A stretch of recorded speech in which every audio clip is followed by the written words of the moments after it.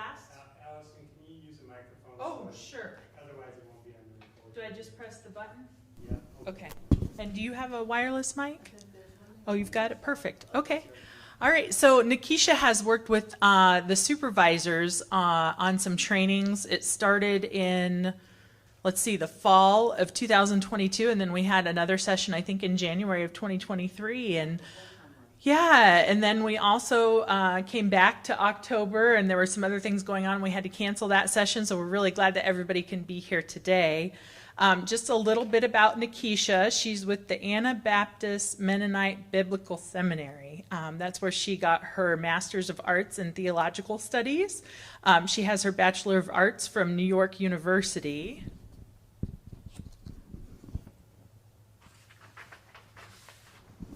So Nekeisha employs a mix of teaching, strategic thinking, accountability conversations, and other resources to help nurture personal growth and structural transformation. She is also a qualifying administrator of the Intercultural Development Inventory, which she uses intentionally and carefully to build capacity for skillfully negotiating cultural similarities and differences. So we're really excited to have her with us today. And again, thank you all for attending. Do you want to use that one? Sure. All right, so Thank you all so much. Yes, thank you, Allison. Thank you to Sisters of the Holy Cross for having me. It feels a little strange to use a mic with such a small group, but I think it helps everyone else hear well. So how are we doing this afternoon? Oh, are you sure? Oh, it is Monday. That's right. Maybe a little more energy. How are we doing this afternoon? Good. Wonderful. Thank you so much.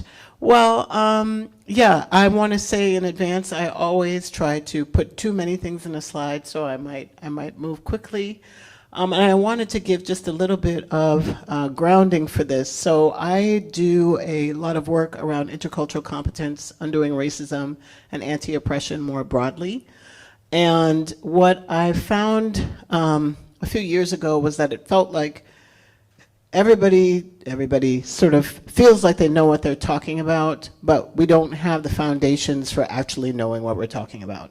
And so there's a lot of talking past each other. There's a lot of people who think they're experts on race simply because we have a racial category. And it felt very important to me to do something that was really foundational to make sure that we're understanding the concepts well so that we can talk about them well. And so with that, Allison has introduced me already, but again, I'm the Intercultural Competence and Undoing Racism Coordinator at the seminary. It is located in Elkhart, Indiana. And I've been doing this work full-time since about 2019, but involved in this work in some way at the seminary since I began working there in 2007. And so this is very dear and important to me. I always start my presentations by acknowledging that the land that I am on and that we are on is the land of the Potawatomi and Miami people. It is still their land, and I'm borrowing this acknowledgement from another presenter. We have always lived here, and forever we will live here. And this is especially important when we think about the fact that this land, quite specifically, is established on the heels of the Potawatomi removal. So in one of the older booklets, I think, from Sisters of the Holy Cross, in the way that it narrates its history, it talks about in 1843, Father Moreau sent 4 sisters to northern Indiana. And I believe, I'm blanking on the exact year, but it was just a few years before, maybe about a decade before, that this land was cleared. So, you know, the acknowledgement is not just to acknowledge for the sake of acknowledging. We really are on a place that belonged to other people, and by which this place could not be established without the other people being displaced. Or at least historically, that's the way that it occurred. I'm sure there were other alternatives, but that's the way that it went. The purpose, as I was saying at the beginning, is twofold. I believe it's so important to develop a shared language and an understanding of what it is we're talking about when we use words like race, when we use words like white, when we use words like racism, when we use words like white supremacy, so that we can employ them well. And the other thing, the reason why we're learning this is so that we can actually employ that knowledge towards change. So it's not enough to just sit around and say, I know, but in the spaces where we are, there is the capacity for doing change work there. And so what we will cover in this training, what I hope to flow us through is, where did the concept of race come from? A lot of people think it has existed since the dawn of time. It has not. What do we mean by whiteness? What do we mean by white supremacy? And why is this work of undoing racism important, not only broadly, but also here? I always give just a brief introduction to the things that guide me as a presenter. I think often we walk in a room and somebody's making a presentation and we have no idea really about the background of the human, besides the fact that there was a bio. So I come from a social location. I'm a black woman. I'm originally from Trinidad, and I'm able-bodied. I'm from a privileged gender identity. And I'm middle class economically at this point. And so that all shapes who I am in the room and what I'm able to key in on and observe, but also what I might miss. I believe this work is relevant no matter where we go. So sometimes people in churches that I work with will say, well, what does this have to do about Jesus? I'm like, Jesus was a cultural being too. I mean, there's literally no place where this does not matter. Sometimes people are uncomfortable in these presentations. It brings up a lot of emotions. I really believe that each of us is personally responsible for tending to those feelings. I'd never promise a safe space in a training anymore. I promise a space that is intentional. So I try to choose my words very carefully, and I try to engage others very carefully, and it's my request that others in the room do the same.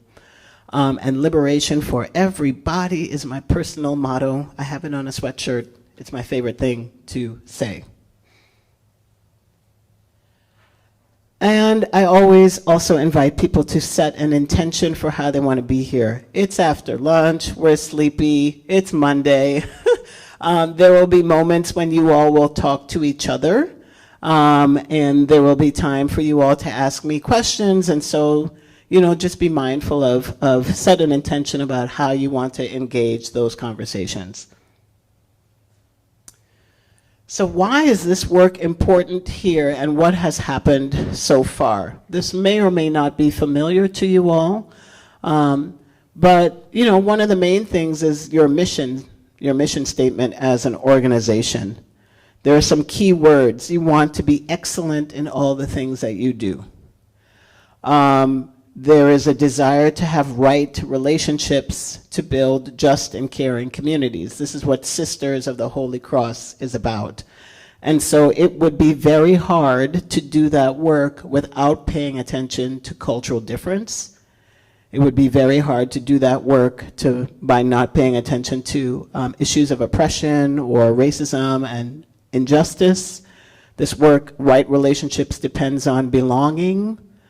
And so if we're trying to do this, if Sisters of the Holy Cross is trying to do this work without paying attention to these things, it's going to make the work considerably harder and have the adverse impact than what you want. And also the core values of Sisters of the Holy Cross, which I won't go through all of it, but how can we be compassionate and unjust? Hospitality requires that I understand something about the people that I'm trying to be hospitable to. So our core values as an organization also calls this work out. It's also the case, if I'm understanding correctly, that there is a General Assembly for the Sisters of the Holy Cross kind of happening soon, and that will change leadership. And your leadership is global, so the vision setting team may change radically. And so understanding, especially around culture, is super important for that transition. So sometimes I know when you come to a training, it can be like, oh, this training came out of nowhere. Who decided that we were doing this and why? So I wanted to just put up a very quick timeline of even how I got here. And so some of you may know that there was a letter from Sister Veronique addressing systemic racism as a concern here in October 2021. The organization responded with listening sessions with a consultant, Regina Hill, that occurred over a few months' time, and by September of last year, there was a next steps letter produced with a training schedule as a first set of steps. So already a year ago, the organization has been at this. I was brought into the picture in August 2022 with some initial conversation about what this work could look like here. We decided on a Foundations for Justice series, which you all will experience one module of. It's a 3-part series that I do, and that carried us all the way through to October 2023, where I was unable to do the workshop after all, and so here we are in December. So I wanted to sketch that for you all. And some of the initial developments, very initial developments, this work takes a lot of time, is that the safe working and care environment policy came out of that process. We did some strategic work, and so that's one of the things that's occurred. There's an employee engagement committee that continues to want to know what you all think about what's going well and what's not going so well. And then we're recording this training so that it can continue to be used. So this is the part of the program where you all get to talk to each other. Yay! And there was pre-work sent out. I know it was sent out a while ago. I'm not sure if people had a chance to review it or maybe remember it. But if you can't remember for the second pro point, you can just reflect on your personal story with these questions. So I invite you all to break up into pairs, and we'll take 5 minutes, and I will literally put 5 minutes on my phone. And feel free to answer these questions. How did you learn to be you? When was the first time you discovered you had a racial category? Or the origin of race video and understanding all races are identical. Did we learn something in there? Did something surprise us? Did we know that already? So go ahead and find a partner. Yeah, I think there's an even number in here. And time. Thank you all so much. I will say that it brings me so much joy to hear the buzz around this conversation in particular, because how many times can we remember this year talking about this? Like, a lot of people really don't have these conversations. So I'm grateful that when I have the opportunity to spark them. Okay, so some foundational concepts. We're going to hit the ground running here. It's Christmas time. Whether you celebrate Christmas or not, it is Christmas time. And it dawned on me, actually, the last time I did a training, that the impact of race is a lot like Santa. I'm going to ruin somebody's Christmas with this analogy, but it really fits. Santa is not real. If nobody knew that before, I'm so sorry. But right, Santa is not real. And yet, for at least 2 months, all over the world, that Santa is felt. Santa is seen. Santa is treated as a real thing. My mom watches Santa on the Santa tracker. Please don't keep this in the recording. Every year. Now, if you celebrate Christmas, this and are enamored and find joy in Santa, you might not even think about the fact that there are all these people who don't believe in Santa or are impacted by Santa or who don't celebrate Christmas, who cannot get through the world without bumping into Santa for at least 2 months out of the year. This is the impact of race. Race is not real. It's not real at all. And yet the world is colored and shaped and designed, and institutions respond to it as if it is. And there are a lot of people who, if you aren't kind of in the dominant, happy, we like Santa group, you may not see what it's doing to people for whom that's not their holiday, or they don't believe in Christmas, or whatever. So part of what I like to do is to try to walk us through how race began to have that kind of impact. The same way that the person who inspired Santa was born at a particular time, there wasn't an idea of Santa before this person was born. Race was born in a particular time. There was not an idea of race before that came into being. And so one of the things we'll engage is that race is a false social and political idea that has a history.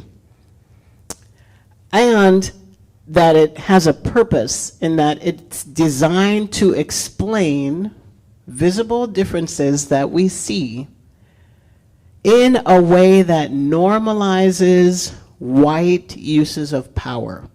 So race is not innocuous. It's not just like, oop, it's in the world, but it has a point. And the point is to normalize white uses of power, especially violence, and to provide access and advantage to those categorized as white. That is its function in the world. I like to talk about the idea of whiteness and at least my imagination about the experience of whiteness as being like fish in the sea. You're a fish, the water is kind of made for you. You know, maybe fish don't even think about the fact that they're in water. It just is what it is. I imagine that that is the experience of being white, categorized as white, I should say.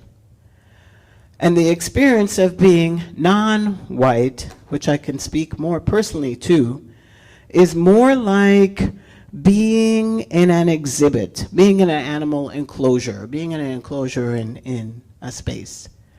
I have movement, right? Like the bear in the enclosure can move around, but there are very clear boundaries, and those boundaries are basically protected by violence. What happens to Fluffy the bear if he gets out of the cage? You might not have a Fluffy the bear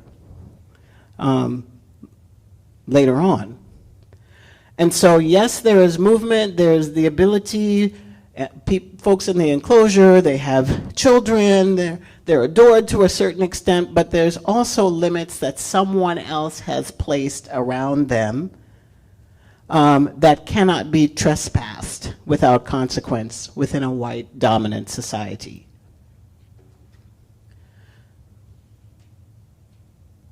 Do I have time to play this? I hope I do. Let's see where we're at. Yeah, we do. Is there a way to do, if I press with the clicker, what will make it go? Ah, there it is, yeah. There's several questions here. You can choose which one you want to answer. They generally deal on the same broad topic. How would you assess the state of race relations in America today? How much change do you see since the fire next time? What are the true issues before American civil rights leaders today? Are any false? So on. You'll see them all here.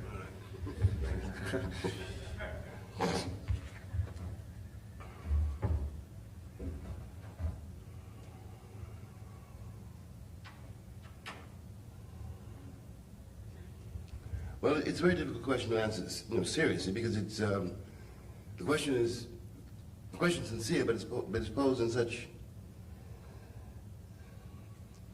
What I would like to do, what I would really like to do, is an idea which maybe we can take hold of in this room. I want to establish, modest proposal, White History Week.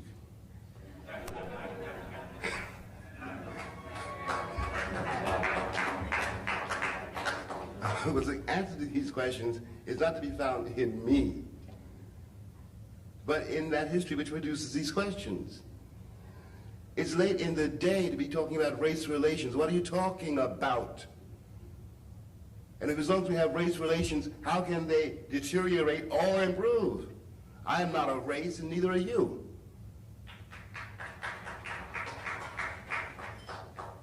No, we're talking about the life and death of this country. And one of the things, I'm not joking when I talk about White History Week, one of the things which most afflicts this country is that white people don't know who they are or where they come from. That's why you think I'm a problem. But I am not the problem. Your history is. And as long as you pretend you don't know your history, you're going to be the prisoner of it. And there's no question you're liberating me, because you can't liberate yourselves. We're in this together. I like to show that clip from James Baldwin because it speaks to the approach that I take as an educator and why I do it this way. So our first question, what is race? And returning to that first point that it's a false social and political idea with its own history. Essentially, and some of you may have seen this in the Origin of Race video, if you remember, before the 16th and 17th century, people categorized each other, yes. But that was largely based on language, on politics, on a region, on customs and culture, right? So this is not to say that there was no categorization of human beings, of different groups, or that there was not fighting even around these things. So people might fight around geography, or people might fight around culture. But our physical differences, the fact that I had brown skin or somebody didn't, it wasn't necessarily the basis. People really didn't make very much of those physical features. It wasn't nearly as potent as the context where we live in now, where folks see you and there's a whole blanket of assumptions that are made, positive and negative, based on the physical features that they see. And societies are kind of organized to keep certain people in certain places based on physical features. So it's a hard thing to imagine that there was a time in the world where we did not organize ourselves the way we organize ourselves now, but there was. So that's something that's important to know and remember. We start seeing in a written form, I would not be surprised if other people were beginning to think like this, but one of the first places in a written form we start to see people making more of these differences is when this person, Francois Bernier, he's a traveler, he's sort of going, people have more access to each other in different parts of the world by then. He's starting to travel around. He's noticing these differences. And he's writing letters. People are writing tons of letters. There's lots of documentation happening as people are going around the world. And he says, you know what? There might be 4 or 5 different species. This is very important. 4 or 5 different species of men. I mean all the people. And these differences might be enough to start using it to have a different way of dividing us, a different way of categorizing us. So we should think about division in terms of categories, not necessarily divide. This is one of the first articulations about race, and it's not judged heavily at this point. It's a noticing. Ooh, there's lots of differences here. We might be different species. We might have to categorize things differently than we do now. We're going to leap all the way over hundreds of years. So this is 1684.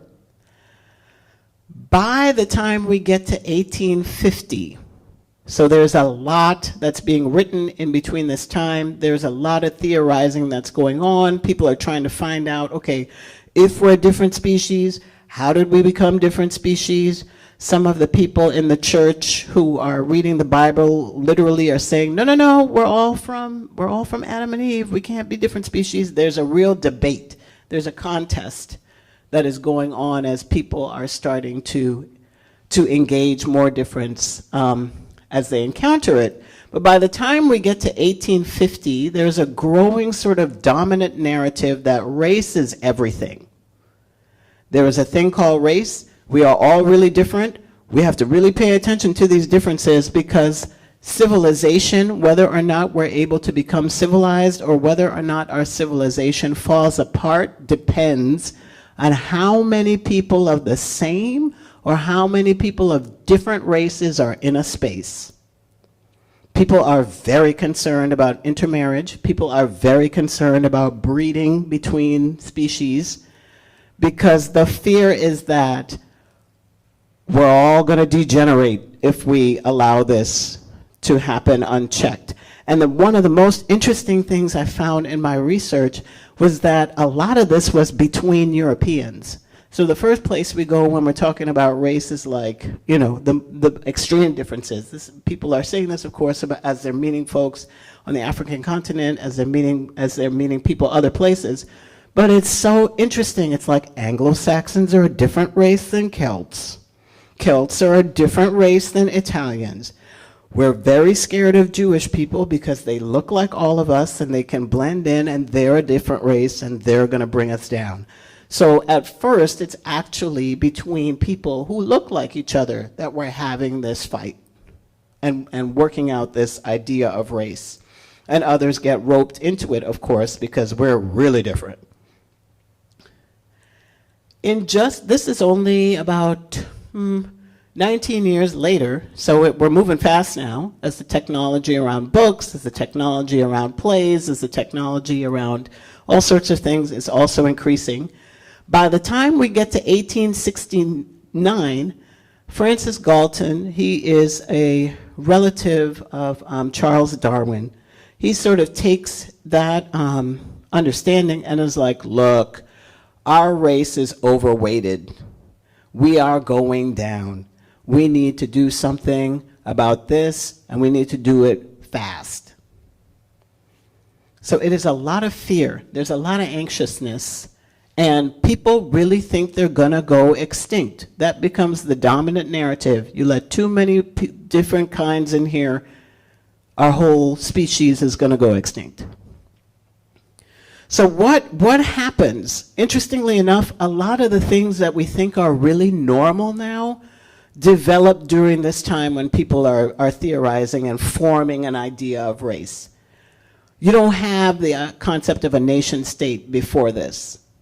So, you know, part of what people are really concerned about is we need to have borders around people who share a common ancestry and a common destiny.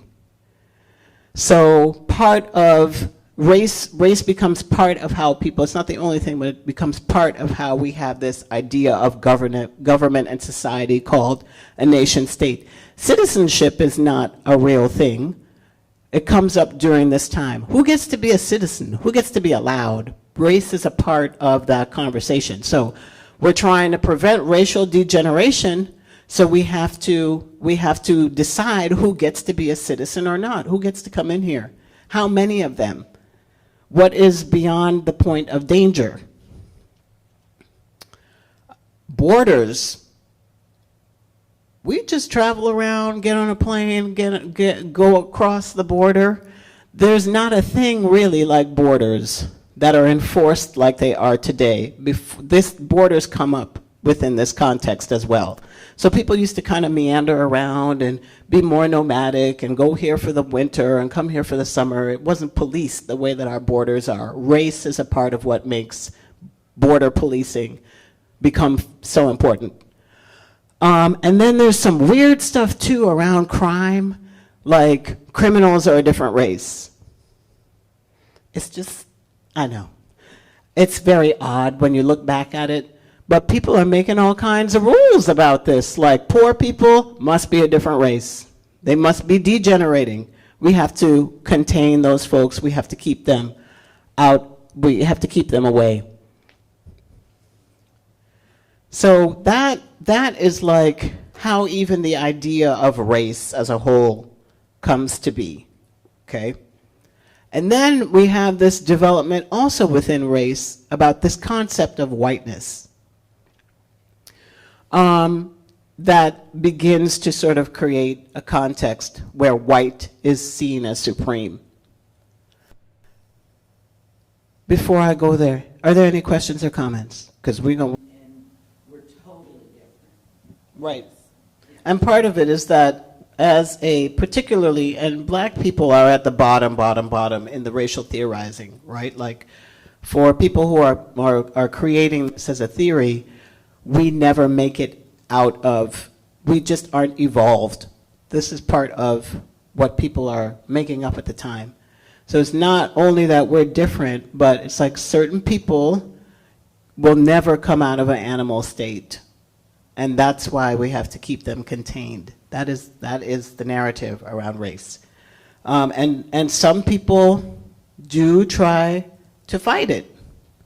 So another thing to really be thinking about is that there are certain voices that rise to the top. Why? Because it's beneficial for those voices to rise to the top. But some people are always like, I don't think that's actually correct.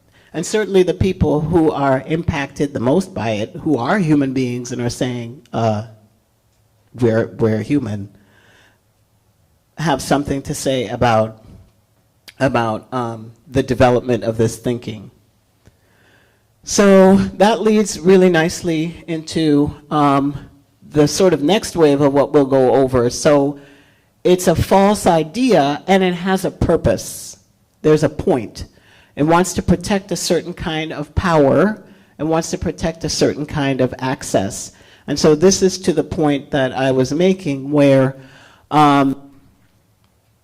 there's a really great book called Dangerous Crossings, Race, Species, and Nature. And you can see, people are going to such great lengths to make this scientific, like, this is a human head that belongs to a European.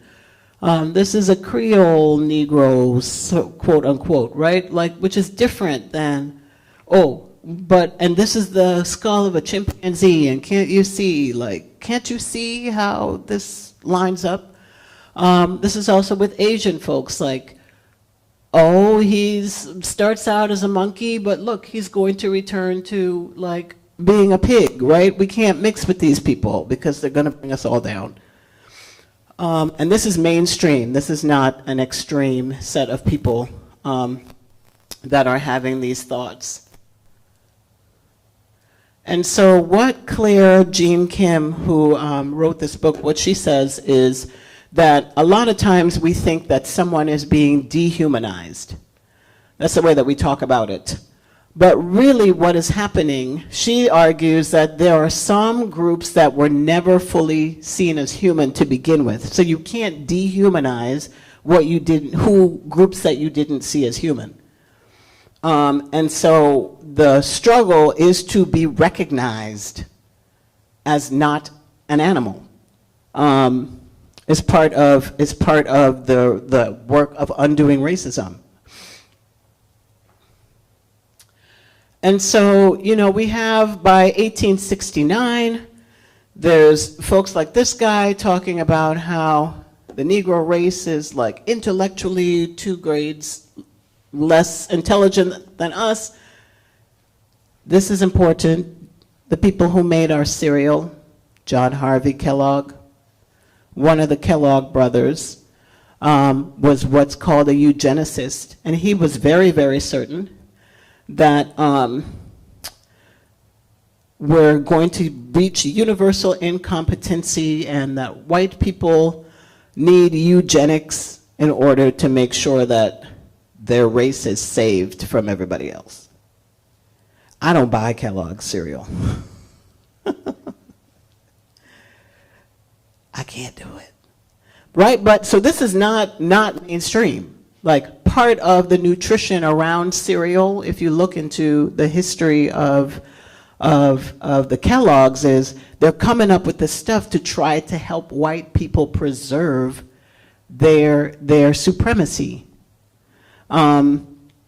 Eugenics and euthenics is a whole pseudoscience that's made to try and strengthen our race's ability to survive. And lots of popular people are participating in this.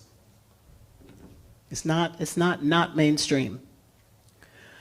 This is a photo from Indiana, 1927, so it continues. And this is the 1927 Better Babies Contest by the Division of Infant and Child Hygiene Nurses. And what do we notice about the babies in the Better Babies Contest? Right. And so there's this idea, the conundrum, the perplexity about this idea of whiteness and white supremacy is that it's saying, on the one hand, we are the best, we are supreme, we are the only ones that are human, we need to be preserved. And also, it's ridiculously scared all the time. Because if we let in, this is a political cartoon that was in the papers, and it's a contest between the US and Europe, and they're all racing for civilization up there, right? Britain is winning. Why? Because they're only taking in mostly the lighter skinned versions of non-white people. There's only one Zulu, quote unquote, in the basket. And so they're making it to civilization faster than the US is, which is still in barbarism and ignorance. Why? Because the US keeps taking in the browner races. And who looks like a person and who all doesn't look like people. And so white supremacy is quite odd because I'm supreme, but I'm always under threat. I'm supreme, but I'm always fragile. I'm supreme, but I'm always anxious. I'm supreme, but I always have to be on guard from everybody else. That's a lot of people to be on guard from. There are a lot of brown people in the world.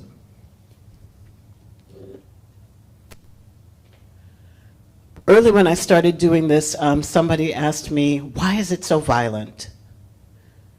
Like, okay, let's say I think that I'm a different species than somebody else. That doesn't necessarily mean that I will use violence. So why is it that violence becomes so integral to the way that this identity is preserved? And there are lots of factors, but social Darwinism is one of them. So there's this sort of idea that it's natural to struggle for supremacy. It's a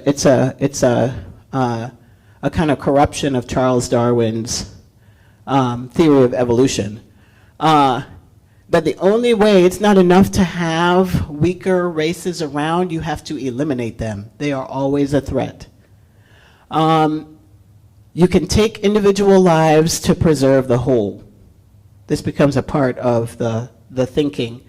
And we're not supporting no degenerates. And race is one of them, but people with mental health challenges become seen as a different race or degenerate. People with disabilities become seen as degenerate. We cannot have any individuals at all who are going to corrupt us. And then eugenics is sort of this quote unquote science to help retain, it's a false science to help retain supremacy. So a lot of genealogy, it seems really like innocuous, But a lot of that is like, we need to make sure that people are marrying the right people so that our generations stay strong. And it's not just personal, because you have laws that are made, you have institutions that are made, you have things like going to the hospital and coming out sterilized and you didn't give your consent. You have things like legal restrictions on marriage. So it's one thing if it's a personal opinion, it's another thing when you begin to build a whole society based on these ideas. Who gets policed more, who doesn't get policed more, who gets access to services, who doesn't get access to services. People don't want to have welfare because if you're a different race, we're just like spending a lot of money and they're going to go extinct anyway. So you don't have, why would we do social service programs? It doesn't make sense, right? We have a whole culture and a society that begins to be based on these ideas. So what I call white supremacy is not just that somebody has an attitude about me, but that there's a whole set of institutions and relationships and policies and practices and laws that uphold the idea that whiteness is the standard, that it's superior, that it's inherently good, and that really the only way to organize the world so that it doesn't fall apart is to make sure that white dominance stays put. And so it's inherently violent. There is no innocuous white supremacy. And it shows up most potently, it affects all groups, but anti-blackness is part of, because we're seen as the bottom and the biggest threat.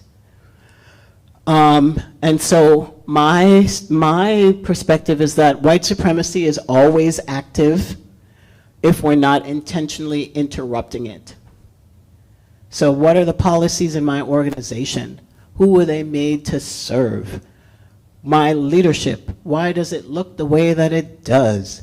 What are the barriers that are either spoken or unspoken that continue to allow this thing called white dominance to stay in place? If I'm not doing something about it, it is happening. So it's not just about Proud Boys and the neo-Nazis, et cetera, et cetera. Yes, you have a question. Yes, BIPOC, B-I-P-O-C, is Black, Indigenous, and other people of color. Thank you for asking.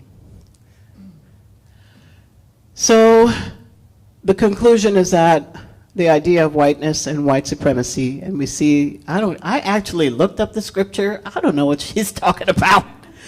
I was like, I don't know how she got that from there at all.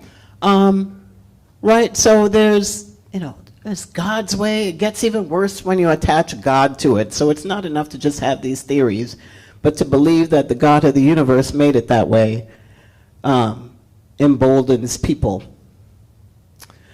And so with that background, this is might be a new way of thinking about racism, because it's so often reduced to negative ideas or words that people say.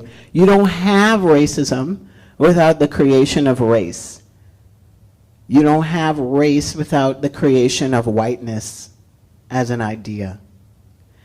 And so I define racism as social, institutional, and interpersonal violence against those categorized as non-white that is a result of white supremacy. We simply do not have this idea in the world without the creation of white supremacy.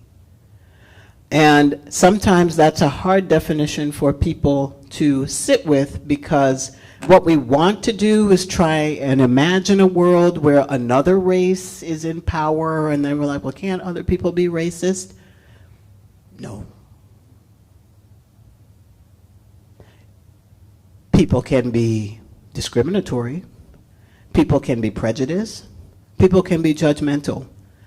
But racism, it is connected to this. The two things are inseparable. And so you can't just imagine a whole world where other people are racist too. That's literally not the context that we live in. There's colorism, There's all sorts of other isms. Racism is connected to the creation of race, which is connected to the creation of white supremacy. I'm dwelling there because a lot of times that's like, for people's whole worlds, like, what? A couple slides before we have more time for you all to have conversation. This stuff is not old. It keeps coming back in new forms all the time. So you may have heard of something now called the Great Replacement Theory. It's old. It's essentially, you can hear it on the news. Again, it's not something that people are talking about in secret. You can hear it on the news. You can hear it in our presidential debates. You can hear it out loud. And essentially what it is it's a conspiracy theory that thinks that all the people who are basically not white are trying to replace white people in the United States. People are very anxious about the numerical shift, which I think they said in like 2040 or some year. It will be basically even spread in terms of racial categories, that white will not be the dominant racial identity anymore. And so people are very anxious about this. And so you have these conspiracy theories that all these other people just have to be sent back to their home countries. They're jeopardizing us. The anxiety about the border, the anxiety about who's here, the anxiety about all the people who are bringing America down is attached to this theory, which is attached to really, really, really old, bad ideas and bad science. Reclaim America. I don't know who they're going to reclaim it from, because the indigenous people was here first. But that's just me. And it also has these other, right? Like, so we can pick on the extreme cases very easily. This was shocking to me that in 2020, there are still people in medical school that think that black people don't feel pain the same way. These are not Proud Boys. These are not junior KKK. These are people who have gone to school, who are educated, who are going to be doctors and nurses and probably have all kinds of black friends and Asian friends, and who think that certain people don't feel pain the same way. What does that mean for if I go to the doctor versus somebody else?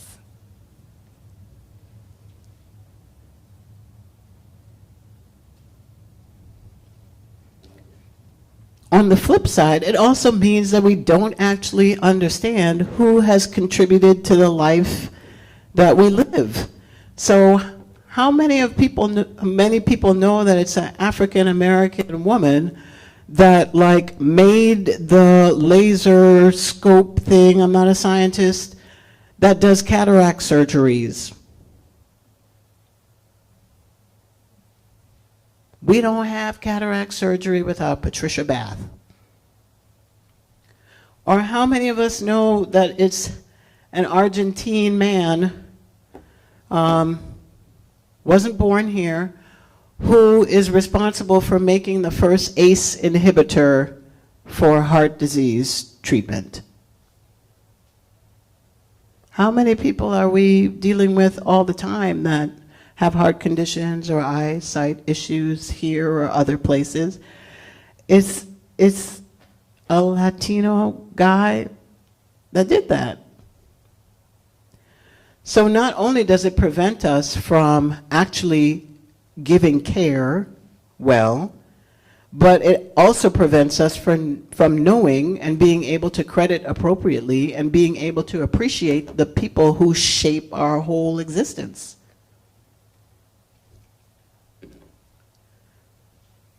This idea of white supremacy it's illusion. It's an illusion.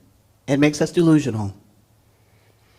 And so I wanted to play this short clip. Again, some of this might be familiar to people, but I wanted to kind of play something that shows then how it translates within society, these ideas, and how it affects different groups differently.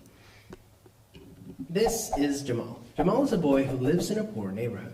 He has a friend named Kevin, who lives in a wealthy neighborhood. All of Jamal's neighbors are African American, and all of Kevin's neighbors are white. Because Jamal's school district is mostly funded by property taxes, his school is not very well funded. His classrooms are overcrowded, his teachers are underpaid, and he doesn't have access to high-quality tutors or extracurricular activities. Kevin's school district is also funded by property taxes, so his school is very well funded. His classrooms are never crowded, his teachers are very well paid, and he has access to high-quality tutors and lots of extracurricular activities. Kevin and Jamal live only a few streets away from each other. So how come they're growing up in such different worlds with such different opportunities for success? The answer has to do with America's history of systemic racism. To understand it better, let's look at what life was like for Kevin and Jamal's grandparents. Decades after the Civil War, many government agencies started to draw maps dividing cities into sections that were either desirable or undesirable for investment. This practice was called redlining, and it usually blocked off entire black neighborhoods from access to private and public investment. Banks and insurance companies used these maps for decades to deny black people loans and other services based purely on race. Historically speaking, owning a home and getting a college education is the easiest way for an American family to build wealth. But when Jamal's grandparents wanted to buy a house, the banks refused because they lived in a neighborhood that was redlined. So Jamal's grandparents were not able to buy a home, and because colleges could prevent them from attending through legal segregation, their options for higher education were really scarce. Kevin's grandparents, on the other hand, got a low-interest loan to buy their first house and got accepted into a handful of top universities, which traditionally only accepted white students. This opened up a wealth of opportunities that they were able to pass on to their kids and grandkids.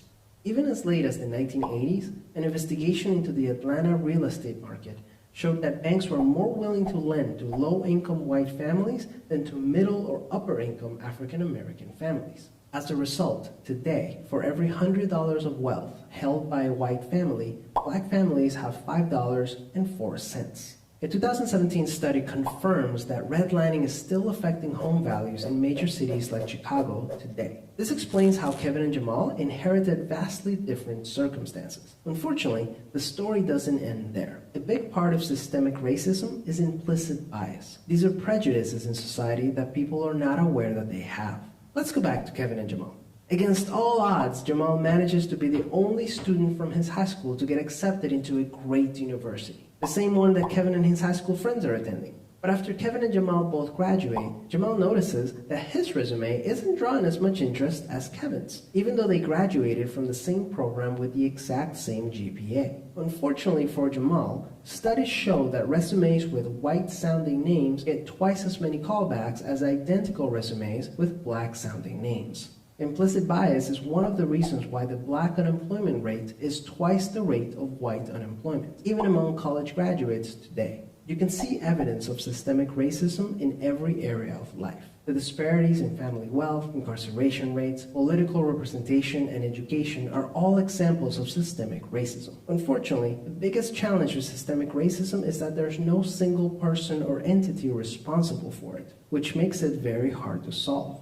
So what can you do? The first thing you can do is work towards becoming more aware of your own implicit biases. What are some prejudices that you might hold that you're not aware of? Second, let's acknowledge that the consequences of slavery and Jim Crow laws are still affecting access to opportunity today. As a result, we should support systemic changes that create more equal opportunities for everyone. Increasing public school funding and making it independent from property taxes would be a great start, so that poor and wealthy districts can receive equal access to resources.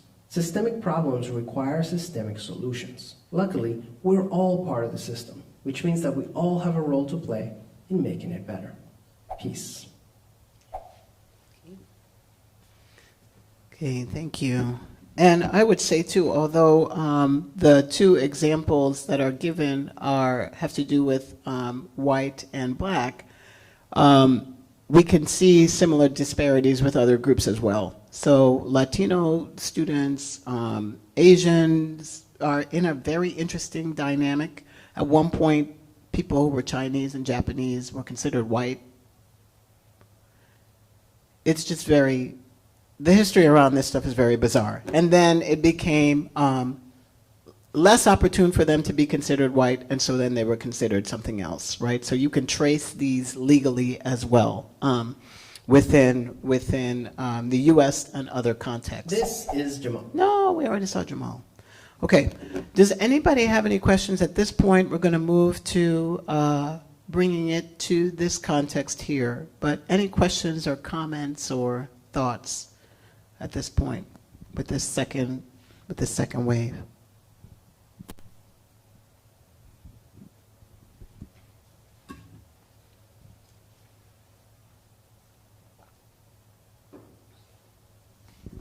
No thoughts? No thoughts? Are they not quite full-fledged yet? I'll give it 30 more seconds.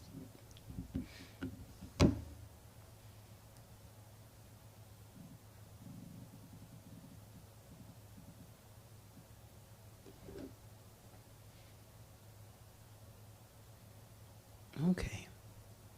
So that was a long, very fast-paced walk through a lot of complex history. Before I forget, at the end, I want to mention a book called Racism, A Beginner's Guide. It's by a woman by the name Alayna Lentin, Lentin. And what I like about her text is that it's small, and she starts in the European context. So it's very easy to sort of see race as just a problem that the United States has. It's not the case. Like, we're dealing with something that was able to really spread all over the world. Slavery was a part of the spread of that. The colonial period was a part of the spread of these ideas. So I would venture to say there are more places that have been touched by this idea on the planet Earth than there are places that have not been impacted by it. The other thing I wanted to say, I wanted to return to your question as well, because it was a really good one. In the 1400s, some of what's going on there too is religious. So I think race comes in to support something that started as a religious kind of impulse. So, for example, with the indigenous people too, like, folks weren't at first displacing indigenous people because they were a different race. They were displacing them because they weren't Christian and considered uncivilized automatically. So go sail the world, whoever you meet there, if they're not Christian, the land is yours.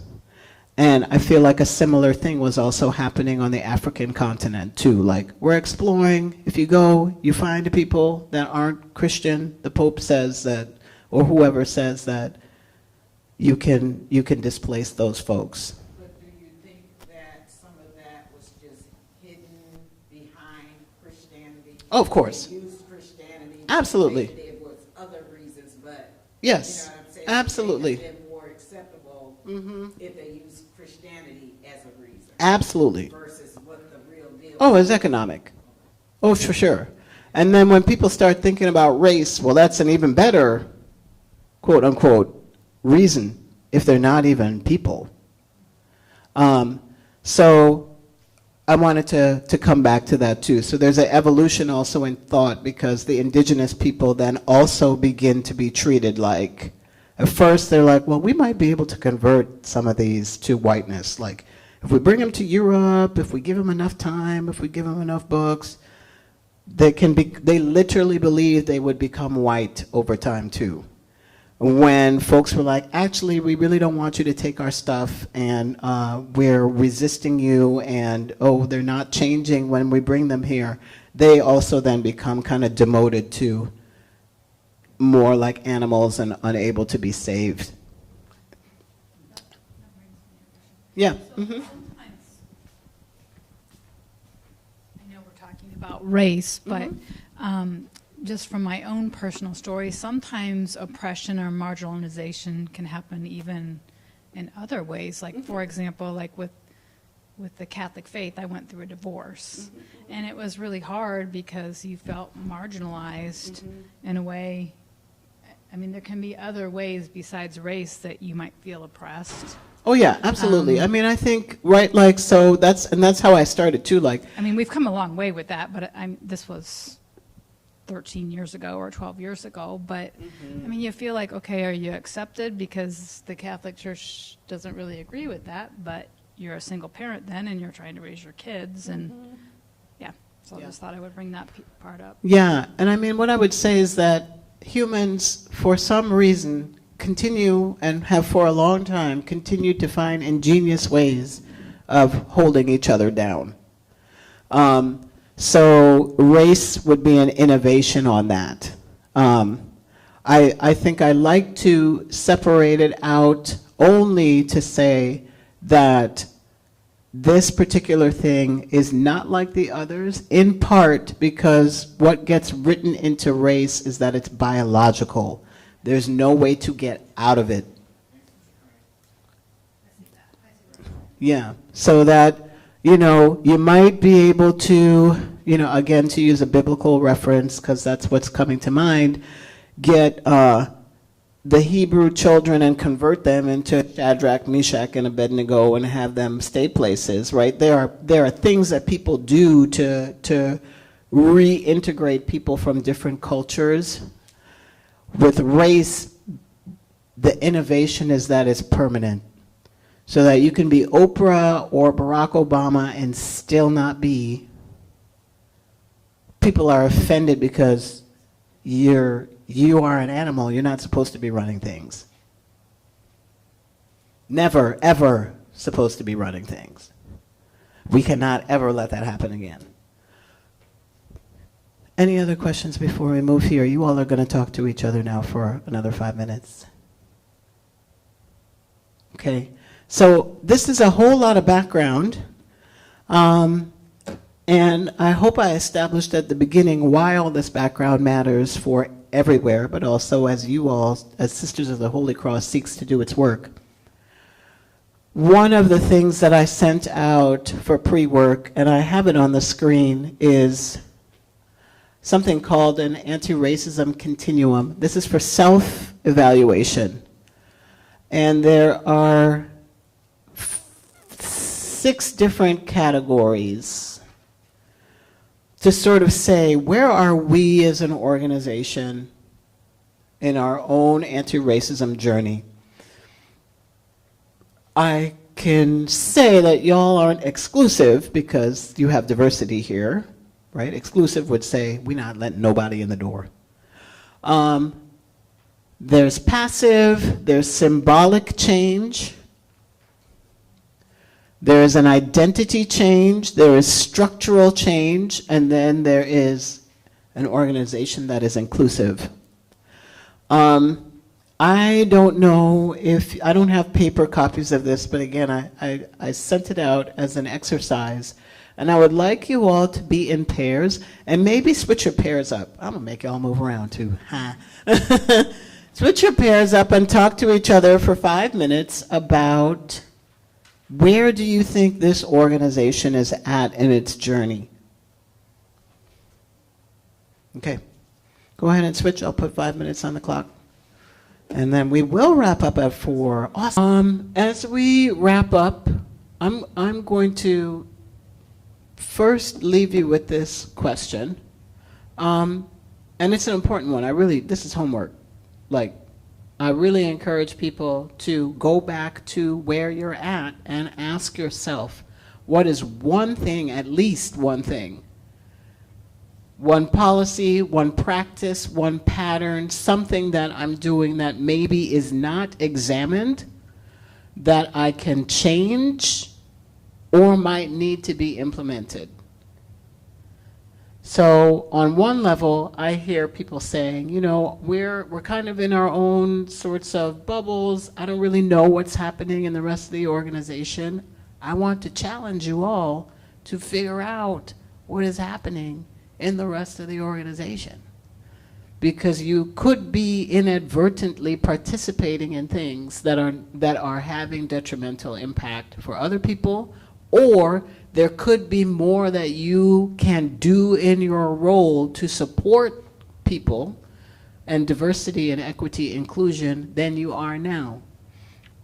I don't know what that looks like, but really, I would even encourage, if there are teams, a team activity could be sitting with that tool. An activity could be cross-departmental conversations with that tool. Because if I think we're inclusive and somebody else is experiencing the organization as passive, and we're all supposed to be working at anti-racism, I'm going to be coming at it from a very different place than somebody else is. The urgency for one group is going to feel very different than the urgency for others. So it is crucial to get out of our silos, our organizational silos, and really figure out what is people's experiences here. That's surveys, that's the suggestion box, that's active staff conversations, staff meetings. The meeting shouldn't necessarily only be about the day-to-day business, but we have to build these conversations into the way that we work, or they will be totally missed. So I really do encourage people to think about one idea that you have control over in the space where you're at, to begin to work at this more intentionally and effectively. We're at 4:03. I thank you all so much for your engagement and your listening. It's a lot to cover. It's a lot of ground. I'll try to send Allison some of the resources that I use. Is there any burning, Nekeisha cannot leave the room before I ask this questions that somebody wants to ask?